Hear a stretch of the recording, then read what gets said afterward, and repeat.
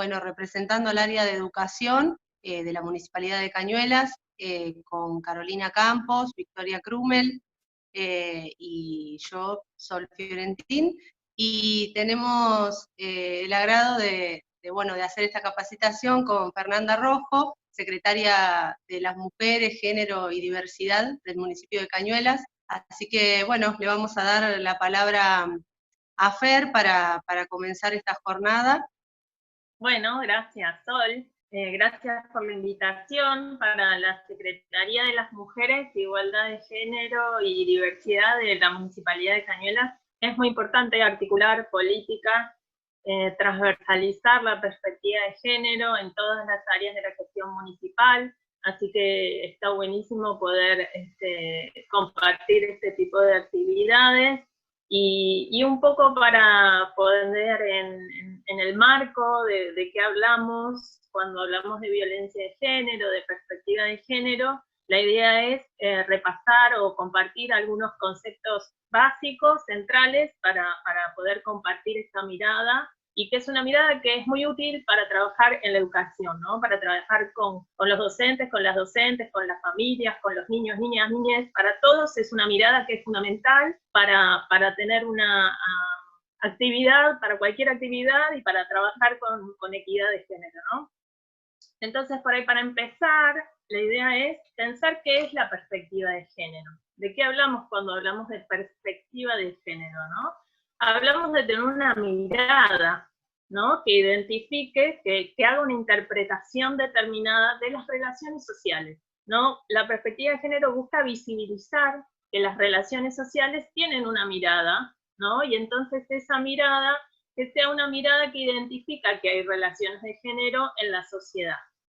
Se trata de, fundamentalmente, problematizar que hay relaciones que son asimétricas, y que esto quiere decir que hay diferencia de poder en general entre los varones y las mujeres, porque vivimos en una sociedad con una estructura machista, ¿no? Una estructura que está enmarcada en una relación de poder, de un varón en general, un varón que se define como una masculinidad hegemónica, que tiene que ver con un tipo de varón que aparece como normal, como lo normal, y que tiene que ver con una masculinidad hegemónica que es heteronormativa. Vamos a ir viendo todas estas palabras, ¿no? Pero fundamentalmente pensar que cuando nosotras intervenimos con nuestras prácticas, con nuestras actividades, intervinimos con una mirada de género, con una determinada manera de pararnos en la sociedad. Y entonces, de lo que se trata es de desnaturalizar estas relaciones, que sepamos que estas relaciones son relaciones políticas, ¿no? Que tienen una determinada manera de ver el mundo, y que desde ahí nosotros tenemos que ser conscientes de estas relaciones de poder, para también elegir qué tipo de relaciones queremos construir.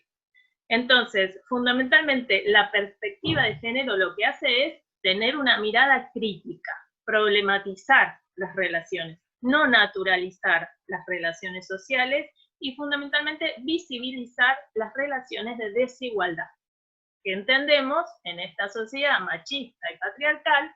Las relaciones de desigualdad en general generan un perjuicio para las mujeres y las minorías, para el colectivo de la diversidad sexual. Entonces, cuando hablamos de violencia de género, hablamos siempre de esa violencia que ejerce el varón normal, el varón heteronormativo, el varón que se para como el varón que ejerce el poder en general en la sociedad, con el resto de las identidades sexuales, ¿no? Con las mujeres y con el colectivo de la diversidad. Este ejercicio de poder es el que nos habla de que las relaciones son relaciones de poder, relaciones de alguien que domina y que ejerce su propia voluntad, porque ese es el poder, ¿no? Imponer la propia voluntad sobre los demás, imponer su propio sentido, y además invisibilizarlo, ¿no? O sea, hacer aparecer esto como normal, como natural, ¿no? Esa es la función de la cultura, y por eso decimos que las relaciones de género son culturales también, y se van construyendo en la cultura. Esta dominación que en general en las relaciones se le otorga una jerarquía de poder al varón sobre la mujer y sobre las disidencias, impone ese sentido común, que nunca es común, que siempre es un sentido socialmente construido, nunca es natural ese sentido, y de eso se trata, tener una mirada de género, y que va configurándose en distintas relaciones de poder, ¿no? Entonces, podemos decir que estas relaciones de poder estructuran desigualdades en la sociedad, ¿no? Van estructurando estas formas de relacionarnos que generan estas desigualdades en la sociedad y que además aparecen como naturales, aparecen como que siempre fueron así y son muy difíciles de transformar justamente porque están impuestas con el sentido común, con la cultura, con las maneras de comunicarnos, con las maneras de ser de cada uno y también desde las instituciones, porque estas relaciones de poder se transmiten por las instituciones. Se expresan por medio de las conductas, de estas maneras de ser, de estas formas de vincularnos, y así se van reproduciendo socialmente. Socialmente, entonces, estas relaciones de poder se van cristalizando, se dice, o sea, se van volviendo transparentes para nosotros.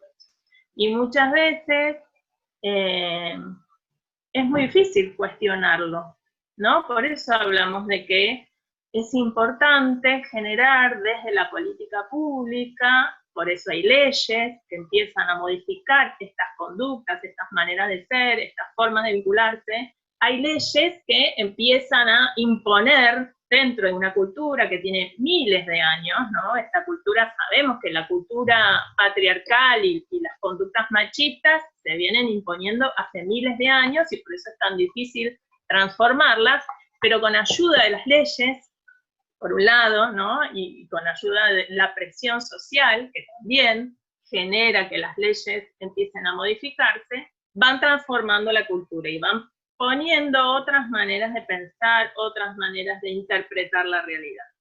Entonces, nosotras cuando trabajamos fundamentalmente en el abordaje de las violencias, que es lo más concreto de cómo se traducen las desigualdades de género en la sociedad, cuando pensamos en cómo, en esto, en cómo se traducen o cómo podemos ver estas desigualdades de género de manera concreta en la sociedad, podemos pensar en las distintas violencias que las mujeres y las disidencias sufrimos por ser mujer o por ser parte de un colectivo de la diversidad. Violencias que en la ley nacional, en una ley que para las organizaciones que venimos luchando y las personas que venimos luchando por los derechos de las mujeres y de las minorías, es una ley central, que es la ley para prevenir, erradicar y trabajar sobre las violencias de género, ¿no? Que es la 26845, para prevenir, sancionar y erradicar las violencias de género.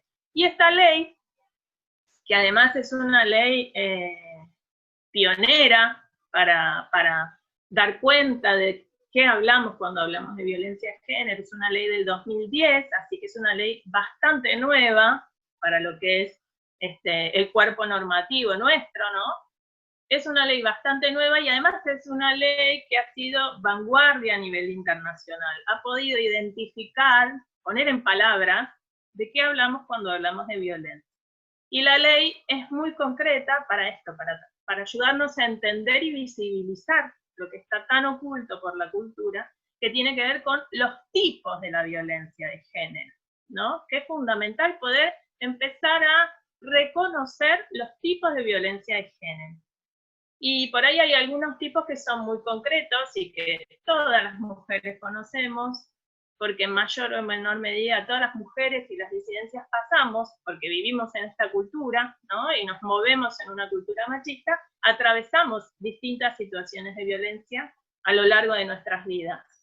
La principal violencia ejercida para todas las mujeres es la violencia psicológica, es cuando desde el discurso nos quieren menospreciar, nos hacen sentir menos, nos hacen sentir que no vamos a poder, distintas personas, ¿no? Puede ser en el ámbito de las relaciones personales, y ahí hablamos de distintas modalidades.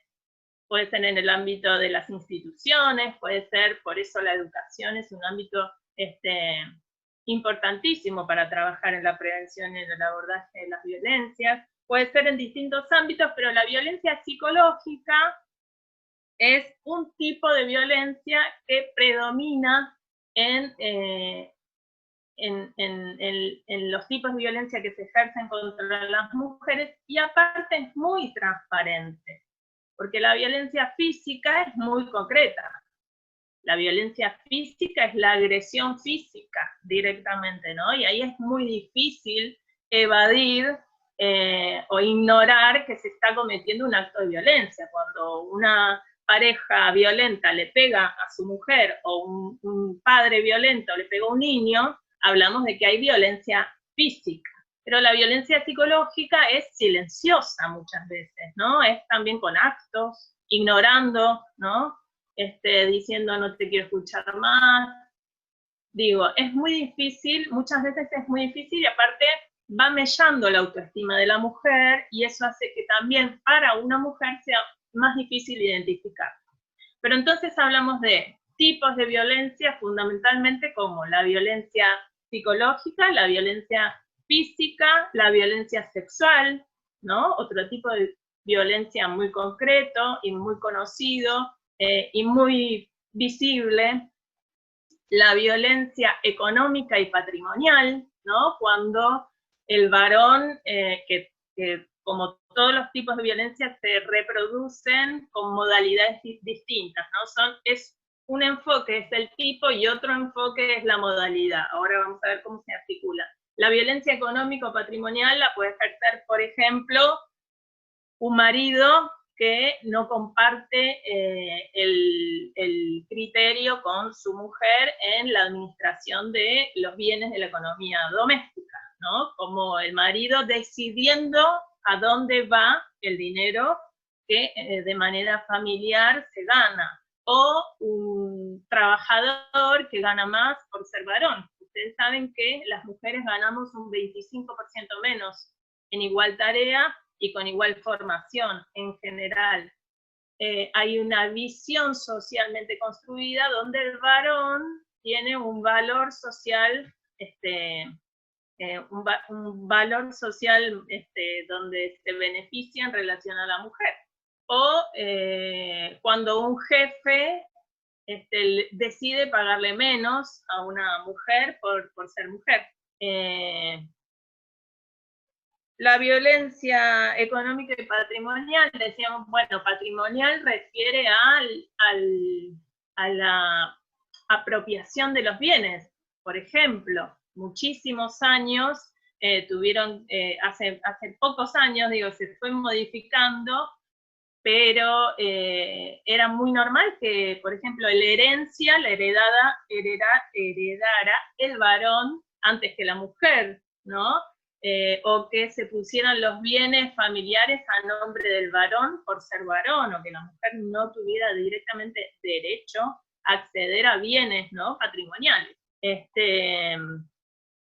Y finalmente la violencia simbólica, que también es un tipo de violencia para algunos difícil de identificar, que tiene que ver fundamentalmente con la construcción de las ideas, ¿no? De cómo se va construyendo, por ejemplo, la idea de cómo debe ser una mujer. Y cuando una mujer se sale de ese estereotipo, es duramente juzgada, ¿no? O la violencia sobre la idea de los cuerpos de la mujer, cómo debe ser una mujer linda, cómo debe ser una mujer, que debe ser joven, linda, flaca, ¿no? La construcción de los estereotipos que van construyendo un estereotipo determinado que ejerce violencia sobre las mujeres, porque las mujeres somos diversas, somos diferentes, somos distintas, y nos tenemos que ir amoldando a esa exigencia que se construye fundamentalmente desde los medios de comunicación, ¿no? Entonces, esos tipos de violencia son los tipos de violencia que determina la ley nuestra, nacional, que es de aplicación en todo el territorio, que es una ley de vanguardia, que es una ley que nos empodera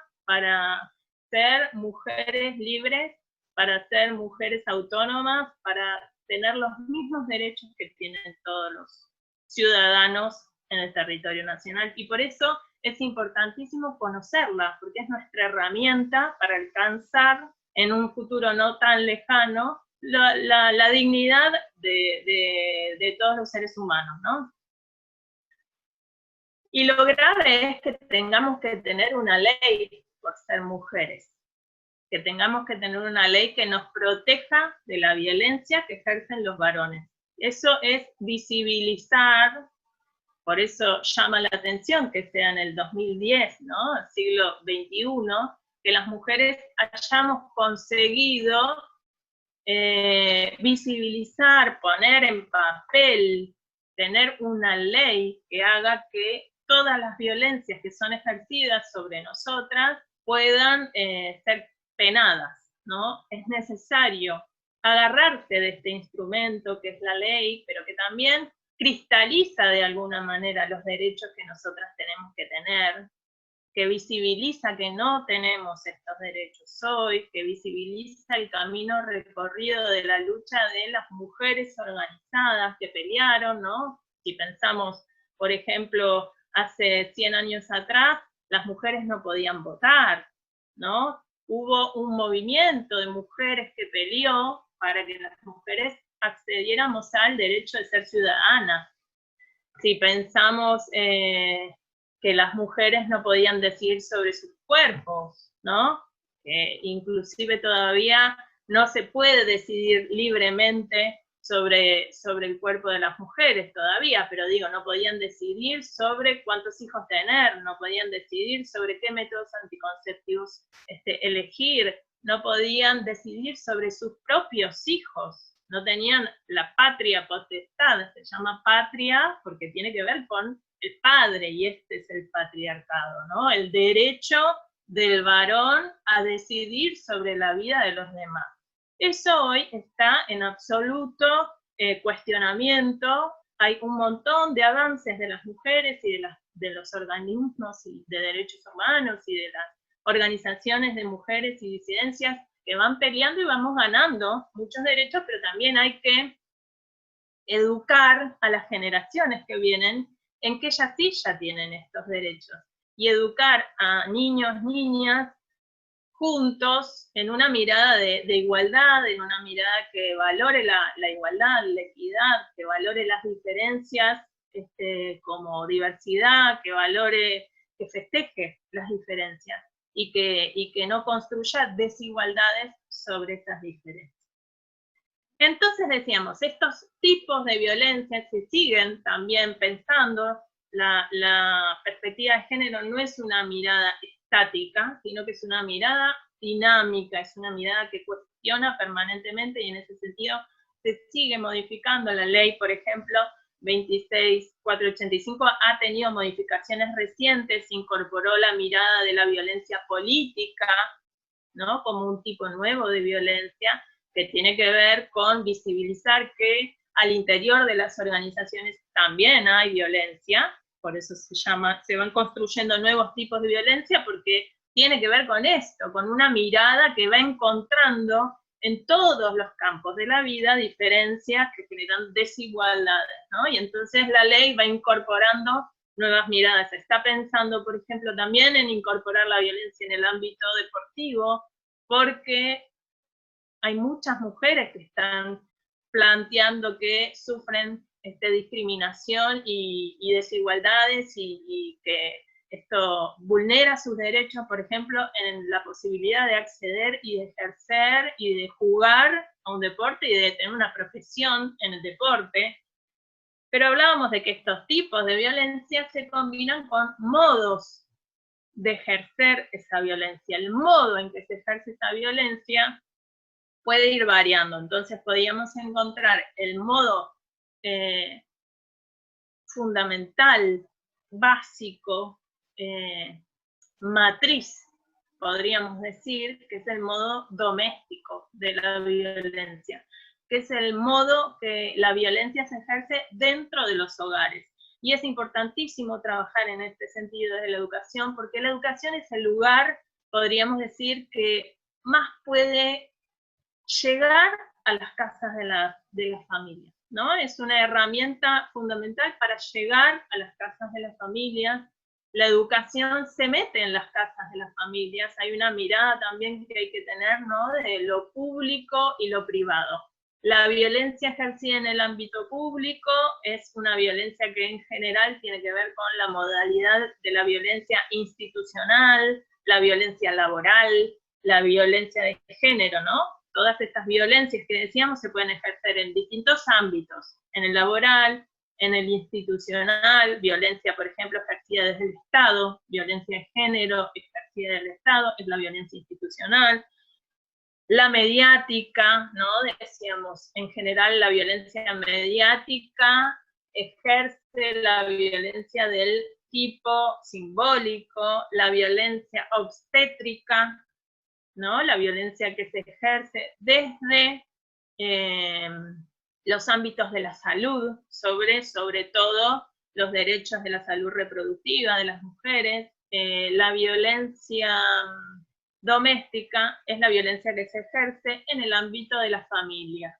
Y es en ese sentido que digo, me parece fundamental que docentes, trabajadoras de la educación, es fundamental entonces que desde las áreas de educación nos involucremos en estas distintas modalidades que podemos observar de la violencia, identifiquemos, conozcamos que existen estos tipos y estas modalidades para también ir desnaturalizando cada uno en su cabeza, ¿no? Es un ejercicio individual y colectivo también. Es un ejercicio que cada una de nosotras tenemos que hacer, es repensarse, es poner en cuestión los actos cotidianos. La violencia de género se estructura en los actos cotidianos, ¿no? Se reproduce en los actos cotidianos y por eso es importantísimo desnaturalizar estos sentidos, el sentido común, ¿no? El sentido común lo que hace es reproducir determinada manera de ser, de comportarse individual y socialmente, y eso hace que no pensemos críticamente cada uno, cada una, las cosas que vamos haciendo. La perspectiva de género fundamentalmente cuestiona el sentido común de las cosas. Es una manera de repensar permanentemente, de cuestionar, de identificar, de visibilizar y fundamentalmente de elegir. De eso se trata, de elegir el tipo de vínculo que cada uno tiene, que cada una lleva adelante con los otros y de en qué sociedad queremos vivir también, ¿no? En qué sociedad queremos formar, qué ciudadanía queremos formar, cuáles son los valores que nosotras transmitimos en nuestras prácticas, y fundamentalmente entonces es una manera de ser el enfoque de género también, ¿no? Es una manera de mirar la realidad, es pensar con una mirada que identifica las desigualdades sociales, estructurales, culturales, históricas, porque eso también es central.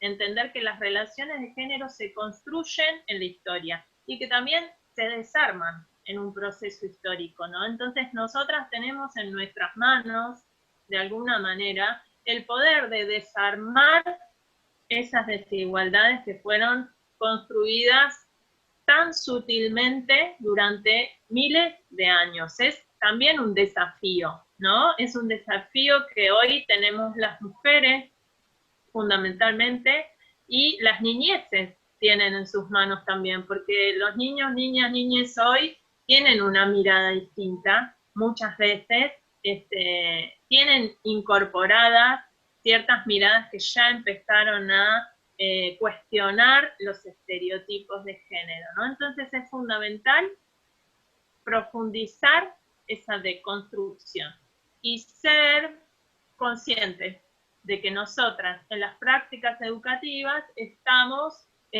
reproduciendo. Entonces, elegir qué es lo que nosotras queremos reproducir. Quiero decir, elegir qué tipo de vínculos nosotras estamos construyendo cuando estamos frente a niños, niñas, adolescentes también. Cuando estamos frente al otro y la otra, ¿no?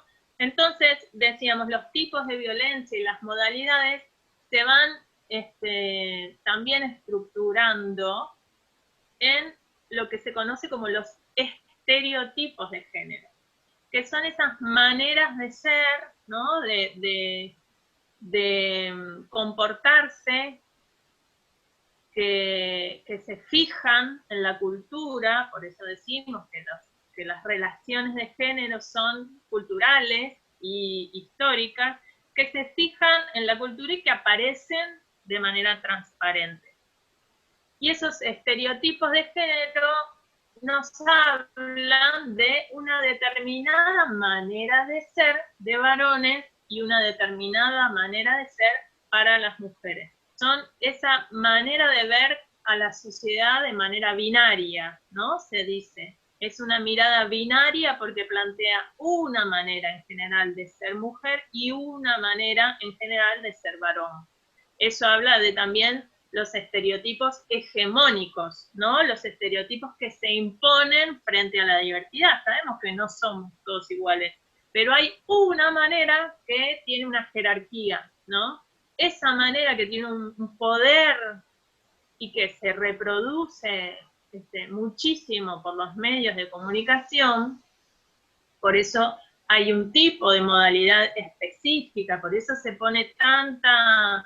hace tanto hincapié en el poder que tienen los medios de comunicación para transmitir valores, para reproducir estereotipos. Se habla de estos estereotipos hegemónicos y fundamentalmente cuando pensamos en eso, pensamos en que las mujeres deben ser de una manera.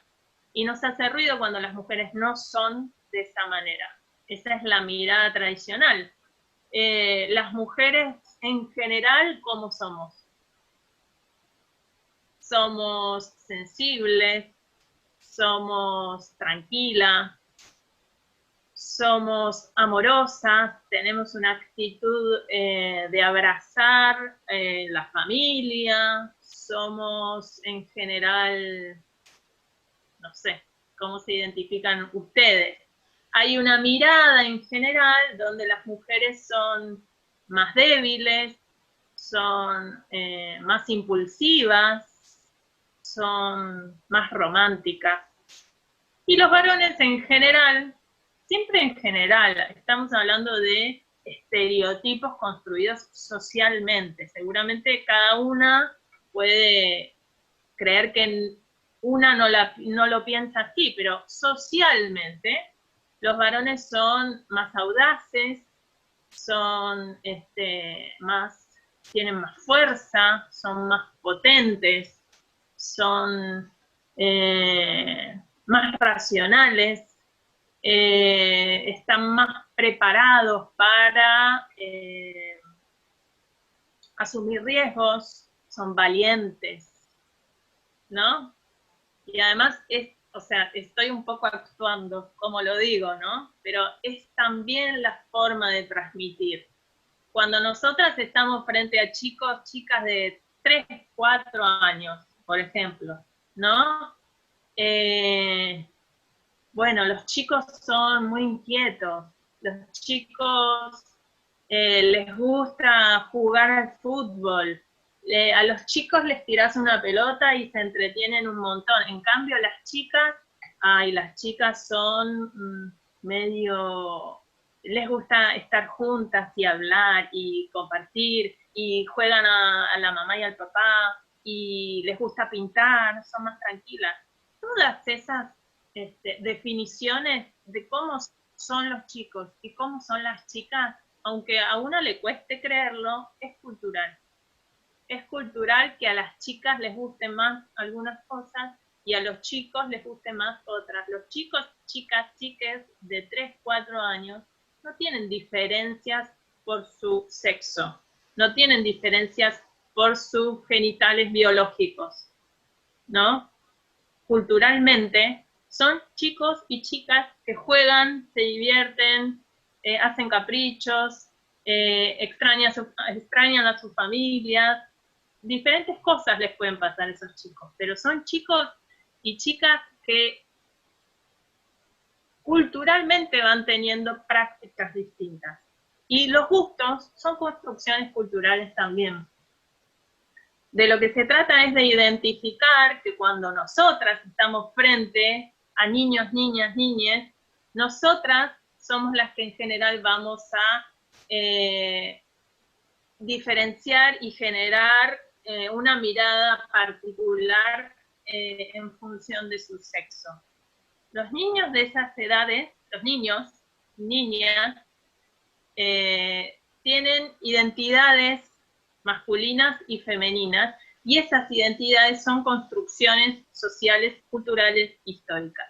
De hecho, por ejemplo, si pensamos cómo eran los niños, niñas de hace 200 años, ni siquiera existía la infancia como categoría social. Las categorías sociales de infancia, de adolescencia, de juventud, son construcciones políticas, teóricas, que van haciéndose en las sociedades más recientes. Pero los niños a esa edad no iban al jardín, no tenían una sociabilidad con pares, en general estaban en sus casas. Es más, en algunas sociedades hasta los niños trabajaban y no estaba mal visto. Lo que quiero decir es que las infancias son construcciones políticas y nosotras tenemos que construir una infancia donde no haya diferencias por ser nenes y ser nenas. Que las infancias tengan los mismos derechos, porque además así vamos a construir ciudadanos y ciudadanas iguales. Ciudadanas y ciudadanas que se manejen en una sociedad de iguales, que se manejen en el respeto y en la aceptación de todos y todas, ¿no? Entonces, estas formas de identificar el cuerpo, que está dada por la mirada que tenemos de identificar a los niños de una determinada manera y a las niñas de otra determinada manera, tiene que ver con asignarles estos roles de género. Y los roles de género, ¿no?, que vienen de una mirada además biologicista. ¿Qué quiere decir esto? Que nosotras creemos que por tener una determinada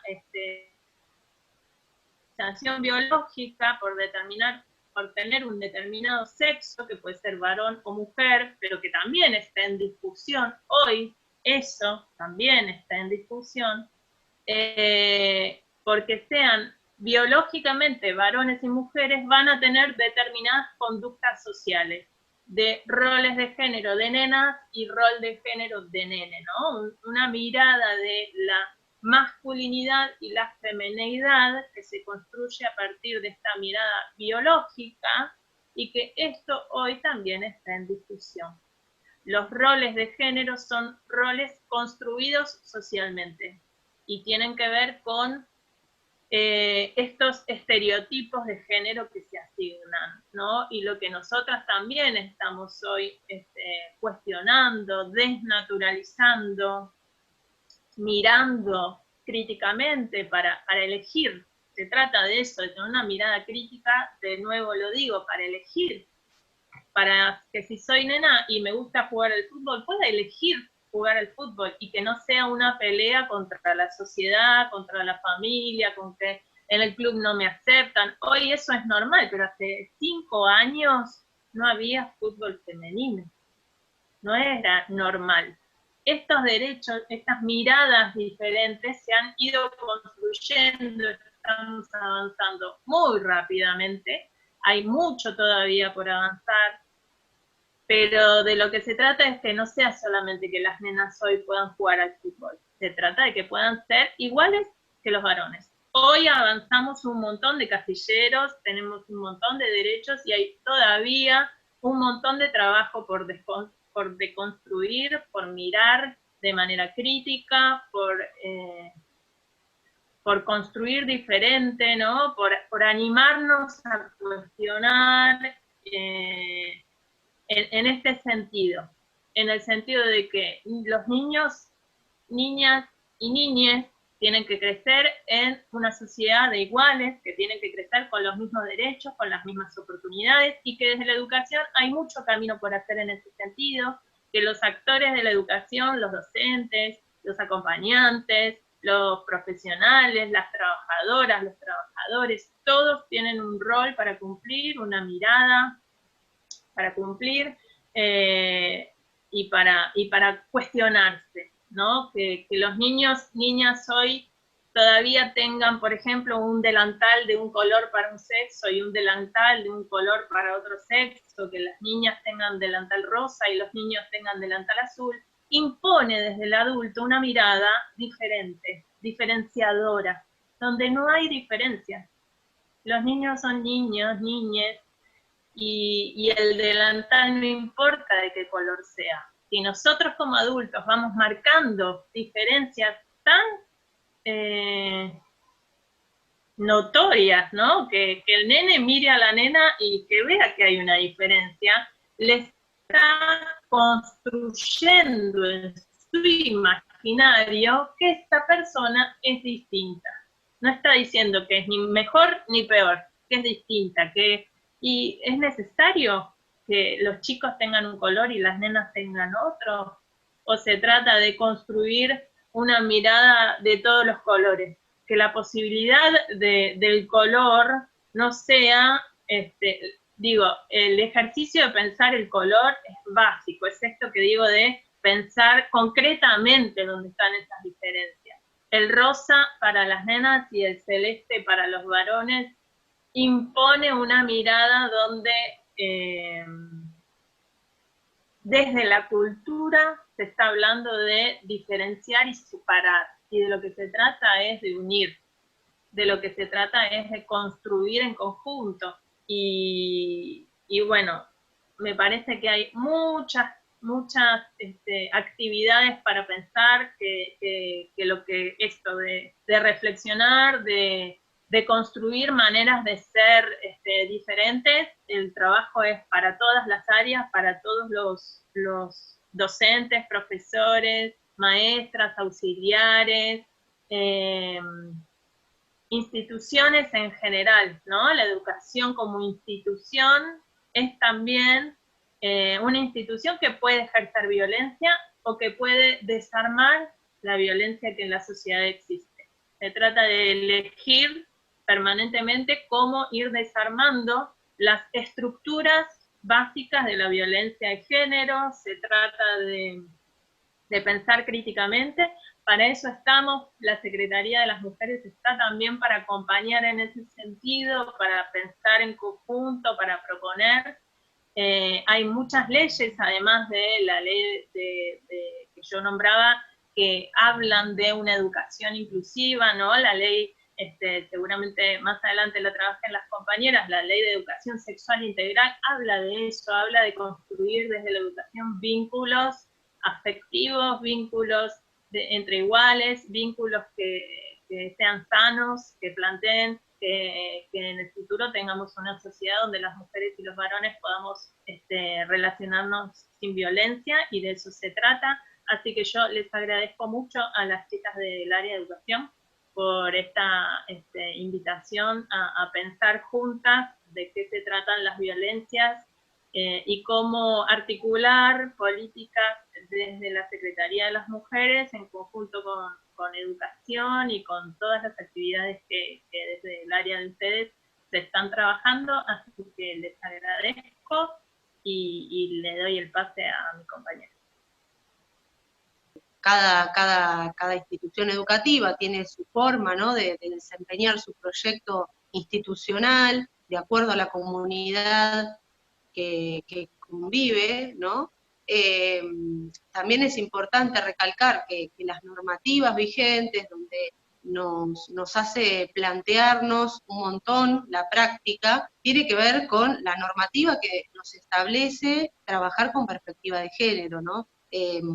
Hablábamos el otro día preparando esta jornada que no es casual que en Cañuelas todas las áreas municipales tienen una perspectiva de género, no solo en el nombre de cada dirección, sino en la mirada que bueno, por supuesto, nuestra intendenta Marisa quiere promover, ¿no? Porque me parece que es importante que cada lugar de la sociedad en la que vivimos tenga una mirada con perspectiva de género, con perspectiva de derechos humanos, donde podamos vincularnos de otra manera, ¿no? Y que hay maneras con las que nos vinculábamos que ya no son acordes al respeto al otro, ¿no? Y a la otra.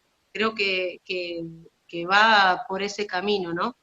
Lo que queremos también es promover que las familias en su totalidad y en su diversidad sean también respetadas, ¿no?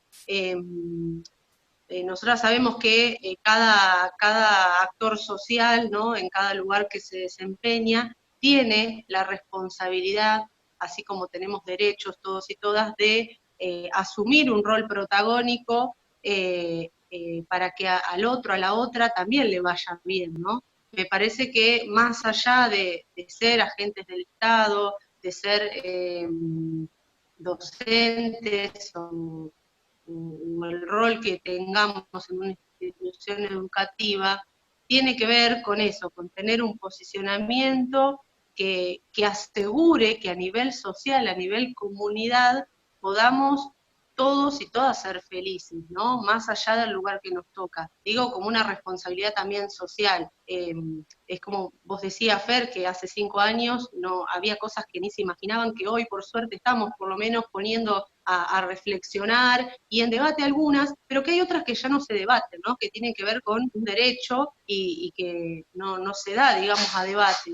Son derechos que tenemos que asumir, y más allá de las ideas que cada uno en lo individual tenga, o creencias, o infinidad de otras formas de pensar la vida, tenemos que respetar al otro, a la otra, que tiene una forma distinta a la que por ahí tenemos nosotros. Bueno, y en ese marco, yo creo que lo indispensable en pensarnos como reproductores, reproductoras de conocimientos, también nos tenemos que repensar como reproductoras y reproductores de derechos. Creo que es importantísimo el rol que nos toca, por esto mismo que decía antes, es la segunda institución después de la familia, es la escuela, es el jardín, es el espacio formativo de conocimientos, que también son socialmente significativos, como lo dicen nuestros diseños curriculares, pero que socialmente también hay demandas que tienen que ver con el respeto a la diversidad, y bueno, y tenemos que también hacernos eco de eso. La Ley de Educación Sexual Integral vino también a poner en agenda educativa un montón de cuestiones que estaban sumamente naturalizadas, ¿no?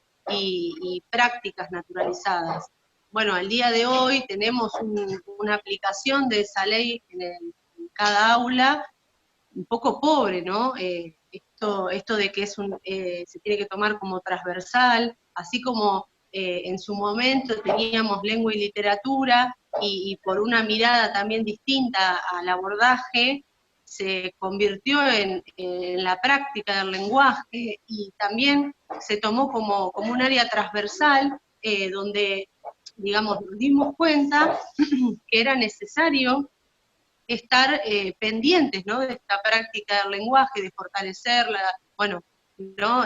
como un ejemplo. Y lo mismo sucedió con la ESI, lo mismo sucedió con la educación sexual integral, donde la transversalidad de esta ley hacia todas las áreas y los niveles, las modalidades, tiene que ver con eso, en que tenemos que tener una perspectiva que nos alinee, que nos haga pensar y repensar y reflexionar sobre nuestras prácticas para no reproducir estos estereotipos de género que mencionabas antes. Las instituciones educativas están abordando la violencia de género, pero el tema está y la clave está en cómo lo abordamos, ¿no? ¿Desde qué lugar lo abordamos? ¿Estamos siendo prejuiciosos, prejuiciosas? ¿Estamos tratando de que esa situación pase y hagamos borrón y cuenta nueva? ¿O estamos también trabajando en la institución, estamos fortaleciendo una cultura institucional que realmente tenga como transversal desarmar, desnaturalizar estereotipos de género y a su vez abordar la violencia de género, ¿no? Es muy diferente a intervenir porque hay una situación, a que tu proyecto institucional tenga, digamos, una mirada, una perspectiva y tratemos de prevenir, ¿no? La violencia de género y erradicarla, ¿no? Como también hoy bien decías con la normativa. Lo que queremos es eso, es prevenir, es erradicar la violencia en todas sus formas. Entonces creo que es importante que nos pongamos a pensar de qué manera educamos y hacia dónde vamos, ¿no? Eso creo que es fundamental. Y bueno, y obviamente una comunidad educativa sabemos que está formada por los y las estudiantes, por familias, ¿no? Bueno, por la comunidad docente y también por una comunidad, por un barrio, porque una institución educativa está ahí, en ese barrio, en esa localización geográfica, por una demanda de educación, ¿no? Entonces es parte de una comunidad, es parte de un escenario, digamos, social que la necesita a la institución educativa, pero la institución educativa también necesita de esa comunidad. Por eso es importante generar también proyectos que involucren a la comunidad toda, ¿no? A los que están adentro y a los que están afuera, porque creo que hay temas como estos que son tan transversales que necesitan el impacto social más allá de lo que pasa dentro de la institución. Pensarnos como promotores de derechos, como promotores de políticas de género, para poder erradicar esta situación tan difícil que atravesamos las mujeres particularmente, pero también las niñeces, también las personas con identidad de género, que bueno, ni hablar que también tenemos legislación que realmente son pioneras en nuestro país para con otros y tenemos también que hacernos ecos de eso, porque son derechos de todos, de todas y de todes, no solamente pensar en lo que me toca a mí o en cómo soy yo, sino pensar en la comunidad. Creo que esa es la base de cualquier práctica desde el lugar que estemos y fundamentalmente desde el lugar que estamos y estamos dentro de una institución educativa. Bueno, siguiendo un poco con la temática de la diversidad en la familia, como comentaba Sol, también lo que nos gustaría por ahí reflexionar y hablar un poco es de la transformación que fue dando la familia. Estamos acostumbrados a un estilo de figura o la familia tradicional, donde había un papá, una mamá, un hijo, una hija, ¿no? Se creía que ese era el ideal de familia, pero sabemos bien que con varias conquistas, como por ejemplo la del matrimonio igualitario, que se sancionó en el 2010, la ley de identidad de género en el 2012, que habilitó y pudo escuchar, ¿no es cierto?, el reclamo de esas personas para poder tener acceso a ciertos derechos, como a ser llamados por el nombre que esas personas elegían, a poder contraer matrimonio con personas del mismo sexo, teniendo los mismos derechos para poder acceder a la ley de adopción, para poder poner a su pareja a cargo en la obra social, hizo que la figura de familia vaya mutando y hoy hablemos de distintos tipos de familias, ¿no? De familias diversas, familias ensambladas, homoparentales. Queremos y esperamos desde el área que se respete estas familias diversas, que se las respete desde el amor, desde la empatía, entendiendo y sabiendo que hoy por hoy las familias se forman en base al amor y con la persona que elegimos transitar la crianza de algún niño o niña que hoy asiste a nuestras instituciones, ¿no es cierto? Sin entrar en las cosas que parecen por ahí obvias, normales, sin entrar en el perjuicio, teniendo el respeto por aquellas familias. Algo que hablábamos nosotros también, que queremos una familia que se pueda acercar a la institución, no solo para comentar algún problema o para asistir a algún acto, sino también porque en esa institución encuentre un lugar de apoyo, un lugar abierto al diálogo, abierto a la aceptación. Bueno, nos parece que eso también hay que hoy repensar, la familia, la diversidad, tanto la diversidad sexual como la diversidad funcional, ¿no es cierto? Y entender que somos todos diferentes, no juzgar a esa diferencia, pero sí trabajar el respeto y el amor por esas diversidades, ¿sí? Creo que eso también es algo que nosotros como área de educación queremos trabajar junto a las instituciones con nuestros niños y nuestras niñas. Bueno, nosotros en el equipo de educación tenemos la suerte de tener a nuestra psicopedagoga, Victoria, que siguiendo con la perspectiva de género nos va a contar cómo abordar, ¿sí?, en la continuidad pedagógica estas temáticas que tengan que ver con bueno, la perspectiva de género, la diversidad. Así que, Victoria.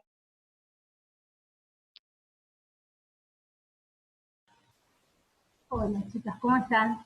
Bueno, después de este grato encuentro que venimos transitando y que estamos compartiendo, mi intención es que reflexionemos juntas, ¿no?, cuando nuestras propuestas literarias y nuestras propuestas lúdicas, ¿sí?, en la sala, en cada intención que nosotros tenemos a trabajar y con cada actividad que realizamos, ¿cuántas de ellas nos invitan a, digamos, la equidad, ¿no?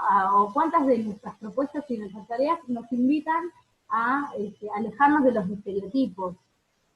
O cuántas de nuestras propuestas nos invitan a pensar en momentos donde se generen representaciones, imaginarios, ideas, sentimientos, ¿sí?, que despierten justamente o que nos lleven a mundos posibles con las poblaciones que trabajamos. Mundos posibles, quiero decir, construir a través del juego estas cuestiones que yo les propongo pensar como viables, ¿no? Y que nos lleven de alguna manera a un mundo un mundo mejor, vamos a decirlo de esa forma.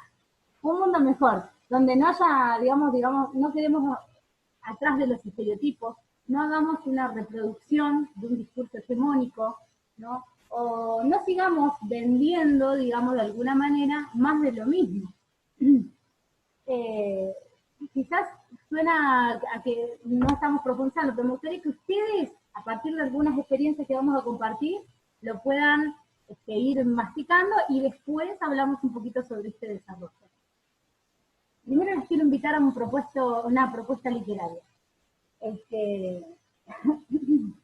Para eso voy a traer a Clementina.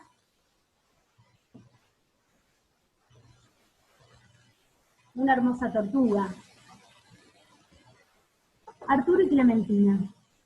Clementina, alegre y despreocupada, hacía muchos proyectos para su vida futura, pero los días transcurrían iguales al borde del estanque. Arturo había decidido pescar solo para los dos, y así Clementina podría descansar. Llegada la hora de comer, con los renacuajos y los caracoles, le preguntaba a Clementina: ¿cómo estás, cariño?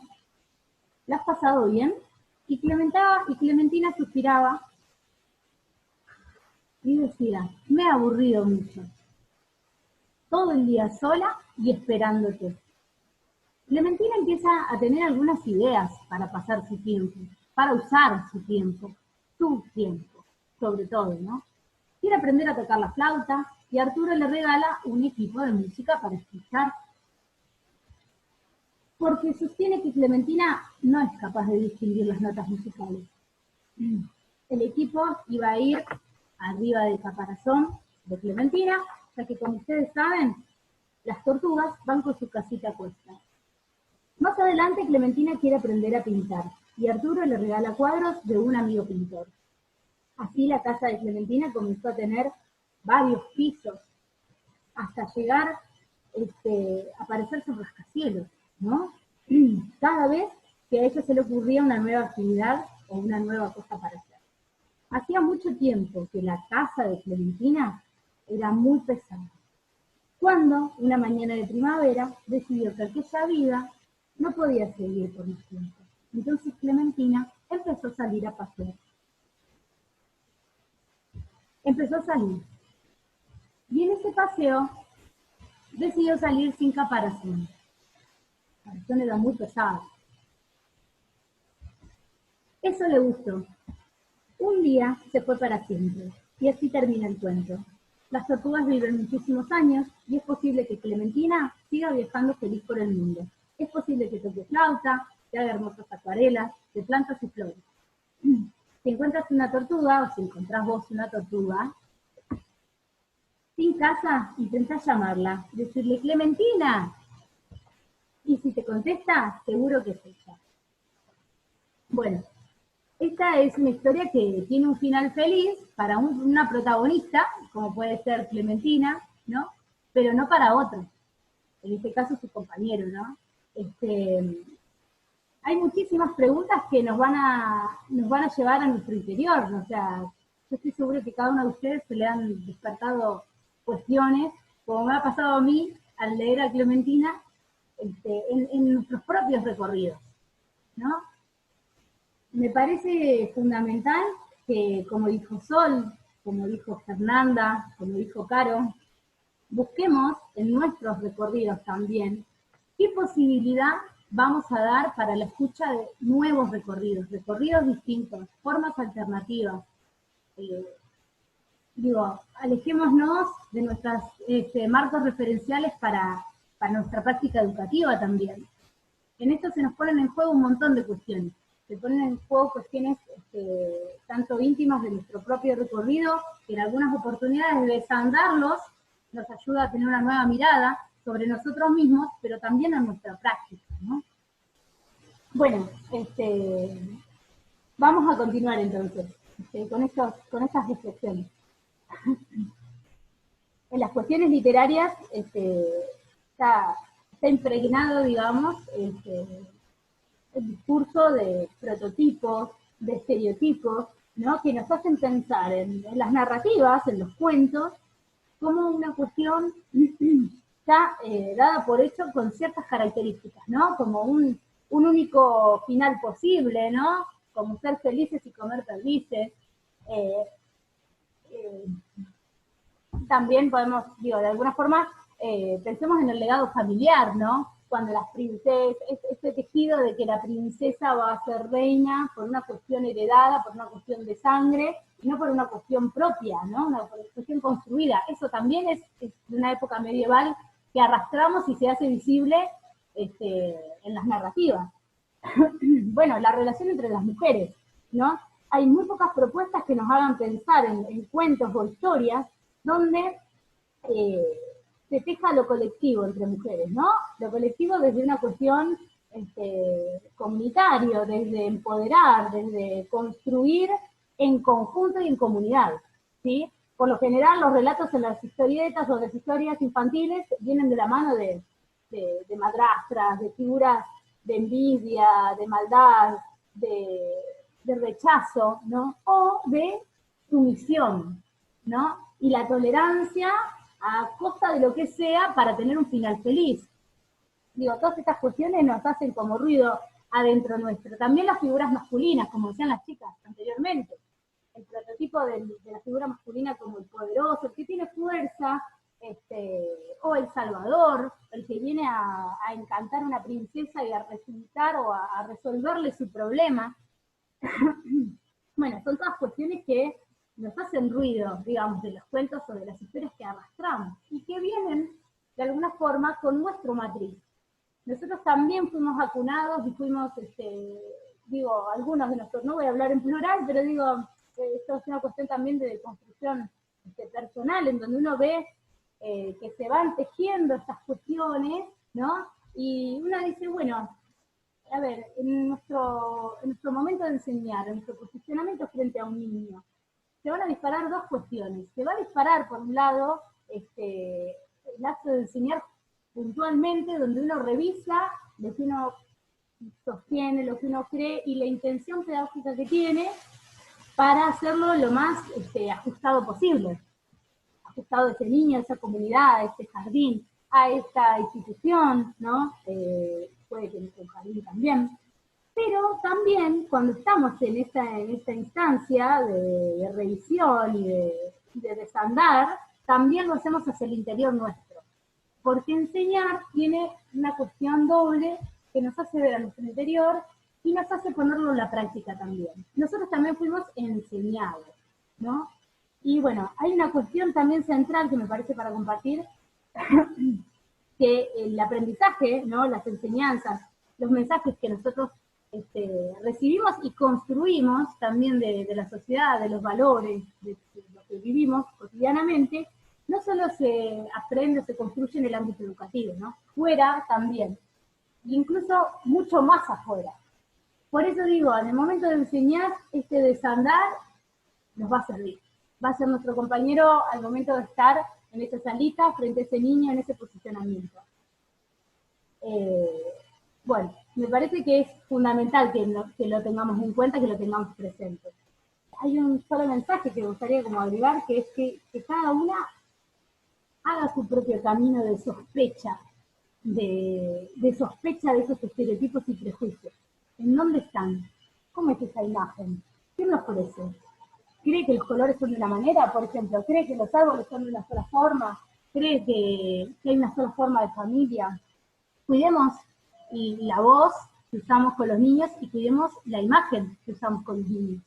La imagen, de alguna forma, piensen que ellos nacen y viven en la imagen, ¿no? Son una generación diferente a nosotros.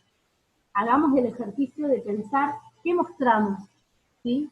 ¿Qué le ofrecemos en esa imagen? ¿Qué colores? ¿Qué formas? ¿Son cuestiones estereotipadas?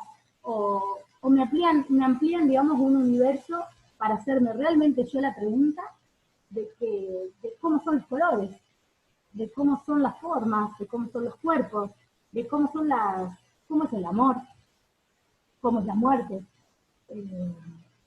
Esto también viene de la mano. Hay una canción muy bonita que habla de alelí, una plantita de alelí, ¿sí? Que bueno, yo tenía mi bombo preparado, pero por algunas cuestiones no la voy a, la comparto de esta manera. La plantita de alelí, lo que le ocurre es que, bueno, está creciendo, digamos, y la cantautora, que es una baguala, la cantautora del norte, dice, le dice a la plantita de alelí qué parecida es la suerte de ella, porque donde ella vive llega el invierno y para la planta llega la muerte.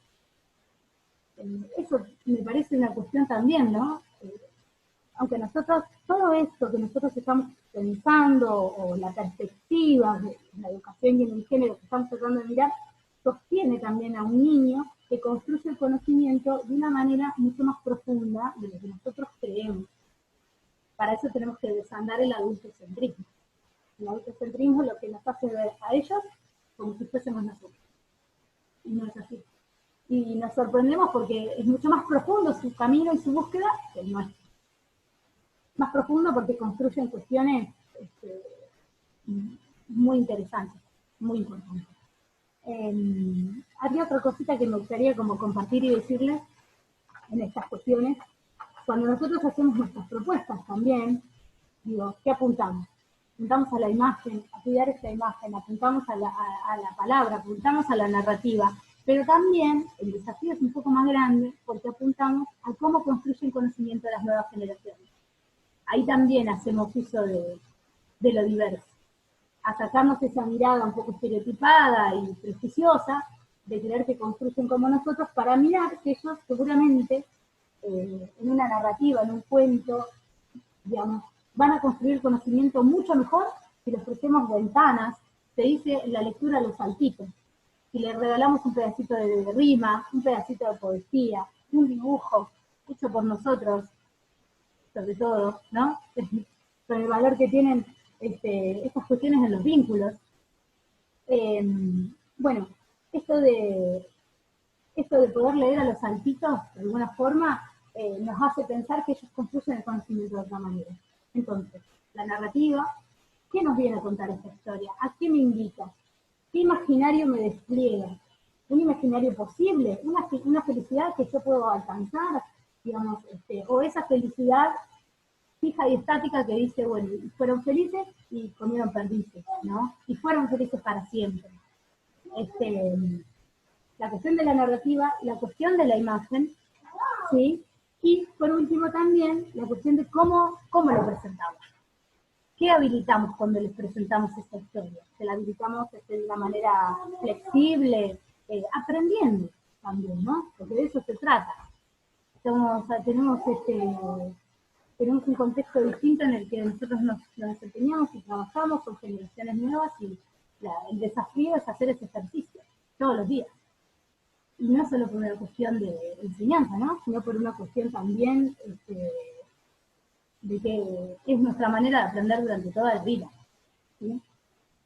Bueno, si queremos pensarlo, hay más cuestiones, pero me parece que ahí redondeamos algunas ideas, redondeamos un poquito las propuestas en algunos autores.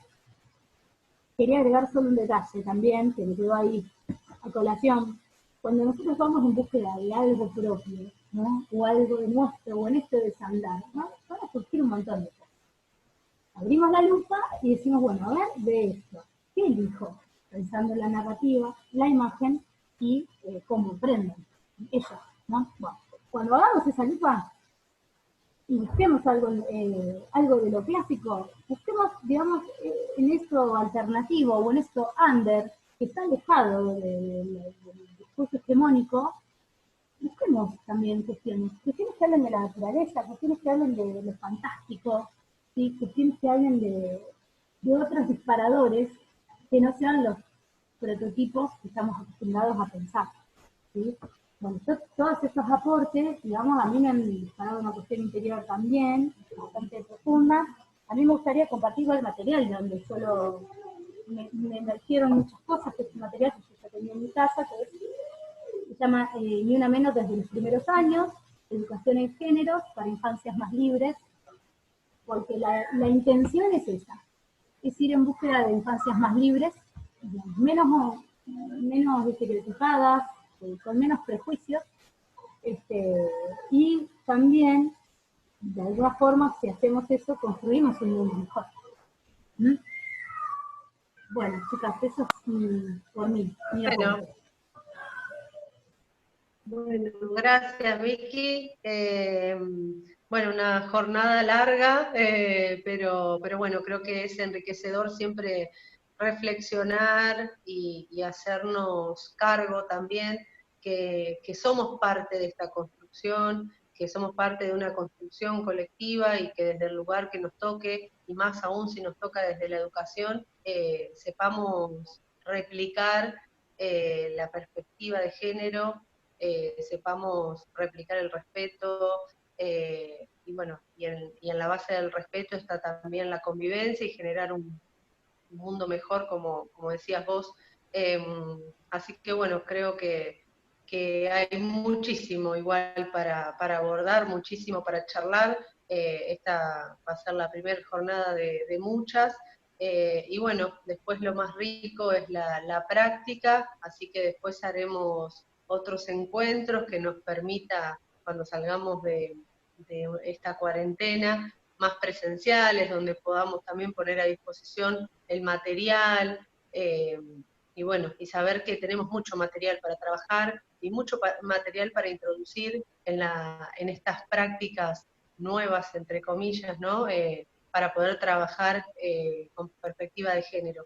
Así que, bueno, Fernanda se tuvo que ir, obviamente que tiene obligaciones muy grandes desde la Secretaría, así que, bueno, le agradecemos su aporte y bueno, acá estamos como equipo para poder también aportar desde nuestro lugar a construir colectivamente un mundo mejor que acepte a todos, a todas y a todos.